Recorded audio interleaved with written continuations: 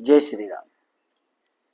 मुझे ये बताते हुए बड़ी खुशी हो रही है कि हम एक नया अध्याय शुरू कर रहे हैं, जिसमें मैं आपको बताऊंगा किताबों का रिव्यू। किताबें के अंदर क्या लिखा हुआ है जो हमें पढ़ना ज़रूरी है। और आजकल की सोशल मीडिया की ज़िंदगी से अगर आपको छुटकारा पाना है तो आपको एक ही उपाय है, वो है बुक्स पढ़ना। तो मैं बुक्स पढ़ रहा हूँ इक्ष्वाकु के वंशज, ये लिखी है एमएस जी ने। और मैं आपको बताऊंगा मेरे मुख से कि इन्होंने क्या लिखा है। समय कब निकल जाए किसी को पता नहीं। ये बात है 3400 ईसा पूर्व, गोदावरी नदी के समीप, गोदावरी नदी के पास भारत। एक सांवले शरीर का व्यक्ति अपने हाथों में धनुष थामे अपनी भुजाओं को इतना खींचा और तीर चढ़ाया, साथ में उसके छोटे भाई लक्ष्मण। वो काफी दिन से उस जंगल में थे और वो एक हिरण का शिकार करने गए। लक्ष्मण ने बड़े मुस्कुराते हुए कहा। राम ने कोई प्रतिक्रिया नहीं दी, अपनी आंखों को शिकार पर टिकाई। भगवान ने आंखें फिर शिकार पे लगाई और बड़ी शालीनता से लक्ष्य को भेदने के लिए तीर चलाया, लेकिन वो तीर व्यस्त चला गया। फिर दोबारा दबे कदमों से नजदीक गए और उन्होंने पूरे माहौल को शांत करते हुए तीर हिरण के उस पार निकाल दिया। प्रभु परशुराम जी की कृपा से उसने अपने आवास पर ध्यान नहीं दिया। लक्ष्मण जी ने धीरे से प्रभु जी को कहा कि आज भोजन का बढ़िया इंतजाम हो गया है। तो राम जी ने बोला चुप रहो, मतलब माहौल को एकदम शांत रखा। रावण जो सरदार जटायु थे, उनके नेतृत्व में जटायु को किसी अनहोनी का आशंका हो गई थी, तो उन्होंने जो अपना पहला स्थान था वो छोड़ दिया था, क्योंकि वहां पे शूर्पणखा और विभीषण से हुई चिंताजनक मुलाकात का कुछ तो परिणाम आना था। क्योंकि आखिरकार वो लंका के राक्षस राजा रावण के सहोदर थे। सहोदर मीन्स उनके सगे भाई थे, सगे भाई बहन। तो रावण निश्चित ही अपमान का बदला लेगा, इस बात का आभास जटायु को पहले ही हो गया था। दंडकारण्य के पूर्व से होते हुए घने दंडक वन में गोदावरी के साथ सफर कर रहे थे। उन्हें यकीन था कि सहजता से उनके स्थान की पहचान करना संभव नहीं होगा। नदी से ज्यादा दूर रहने का मतलब होता है कि वे शिकार का मौका गंवा देते। रघु के वंशज, रघुकुल के दीपक, अयोध्या के राजकुमार राम और लक्ष्मण क्षत्रिय थे। वे कंदमूल खाकर ज्यादा दिनों तक गुजारा नहीं कर सकते, कोई क्षत्रिय का धर्म होता है। तो वो अपने धर्म पर अडिग थे। हिरण अपनी पत्तियों को चबा रहा था, खुशी में खोया हुआ था। राम जानते थे कि यही वो पल है। बाएं हाथ में धनुष पकड़ा और एक तीर उसकी पसलियों से होता हुआ भेदन कर दिया। भगवान राम और लक्ष्मण हिरण के नजदीक पहुंचे और भगवान राम ने कहा, हे निर्दोष जीव, मैं तुम्हारी हत्या के लिए क्षमा कर। उन्होंने शिकारियों द्वारा कही जाने वाली प्राचीन क्षमा को दोहराते हुए स्नेह से उनके सर पे हाथ फेरा और बोला कि तुम्हारी आत्मा को पुनः जीवन मिले, तुम्हारा शरीर मेरी आत्मा का पोषण करेगा। जब तक लक्ष्मण तीर बाहर निकाल रहे थे, राम जी वहां पहुंच गए। लक्ष्मण ने तीर साफ किया और स्वामी को लौटा दिया। राम ने तीर को तरकश में रखते हुए आसमान की ओर देखा। पक्षी खुशी से चहका रहे थे। हिरण ने अपने समूह को कुछ खबर नहीं हुई, आभास नहीं था कि उनके किसी अपने की मृत्यु हो गई है। राम ने प्रभु रुद्र की प्रार्थना करते हुए उनका धन्यवाद किया। अब उन्हें वहां से जल्द निकलना चाहिए था। राम और लक्ष्मण घने जंगल के बीच अपना रास्ता बनाते हुए चल दिए।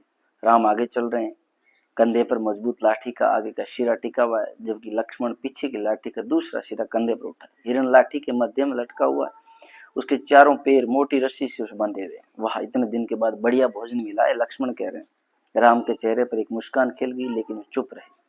लेकिन हम इसे अच्छी तरह से पका नहीं सकते दादा, ऐसा बोल रहे हैं। लक्ष्मण जी, नहीं ऐसा नहीं कर सकते, घने धुएं से किसी को हमारी स्थिति का पता लग सकता है। वो ये बातें कर रहे हैं कि हम इसको पका के नहीं खा सकते अच्छे से, क्योंकि हम छुपे हुए हैं और हमारा स्थिति का पता किसी को भी लग सकता है, इसलिए हमें सावधानी बरतनी होगी। कोई हमलावर शायद हम पे हमला कर दे। दंडक वन जो अथाह था, हो सकता है तुम सही कह रहे हैं, लेकिन मैं कोई खतरा नहीं लेने वाला हूँ, हमें सुरक्षा का ख्याल रखना चाहिए। लक्ष्मण शांत हो गए, हालांकि वजन से उसके कंधे झुकने लगे थे। कंदमूल खाने से बेहतर होगा, राम ने बिना पीछे मुड़े हुए कहा। यकीनन लक्ष्मण ने सहमति जताई। भाई खामोश चलने लगे। दादा कुछ तो गड़बड़ है, ये बोल रहे हैं लक्ष्मण जी की कुछ तो गड़बड़ है, समझ में नहीं आ रहा, लेकिन कुछ तो हुआ है शायद। भरत दादा, लक्ष्मण जी को ये शंका हो रही, कहीं भरत जी हमारा पीछा नहीं कर रहे हो। राम ने शक्ति से डांटा। भरत राम के अनुज थे। उनके पिता दशरथ ने राम को वनवास दिए जाने के बाद उसे अयोध्या के युवराज घोषित कर दिया। दूसरे अनुज शत्रुघ्न लक्ष्मण जुड़वा थे, लेकिन अपनी भ्राता भक्ति के चलते वो अलग हो गए। शत्रुघ्न भरत के अयोध्या में ही रुके, जबकि लक्ष्मण ने बेझिझक भाई राम के साथ आने का फैसला किया। असहन श्री लक्ष्मण को भरत पर भरोसा करने, राम पर फैसले संदेह रहता था। उन्हें लगता था कि आदर्शवादी भाई को भरत की छिपी राजनीति के बारे में आगाह करना कर्तव्य था। जानता हूं दादा, आप ये नहीं सुनना चाहते। लक्ष्मण अपनी बात पर अडिग थे, लेकिन मुझे भरोसा है कि भविष्य हमारे खिलाफ कुछ साजिश रच रहे होंगे। एक भाई दूसरे भाई को बोल रहा है, तीसरे भाई के लिए, कि हो सकता है वो हमारे खिलाफ कोई साजिश रच रहे होंगे। ठीक है, हम इस तरह। राम ने लक्ष्मण को टोका, लेकिन अभी दोस्तों की जरूरत है। जटोई का कहना सही है, मल्ल पुत्र के पड़ाव तक पहुंचना होगा, कम से कम उम्मीद की जा सकती है। मैं नहीं जानता, भरोसा किया जा सकता है। दादा हो सकता है गिद्ध पुरुष हमारे दुश्मनों में मिला हो। जटायु नागा था, विकृतियों के साथ जन्म प्रजाति से। राम जटायु पर भरोसा करते थे, इसके बावजूद नागाओं को सप्त सिंधु की घृणित और बहिष्कृत प्रजाति माना जाता था। सप्त सिंधु 7 नदियों का प्रदेश जो नर्मदा नदी के उत्तर में स्थित है।